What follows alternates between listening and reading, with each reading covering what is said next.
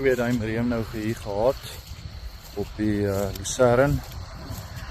Hierso het ons wel, hierso so 'n bietjie water, kan julle sien, 'n paar plassies van die Manna Matrix gipskorrels gegooi met die Jungfurt activator op. En hier kan julle sien baie min water. Hier is wel 'n plas hier en daar. Hier het ons nou nie van die Ampli-Jip gegooi nie.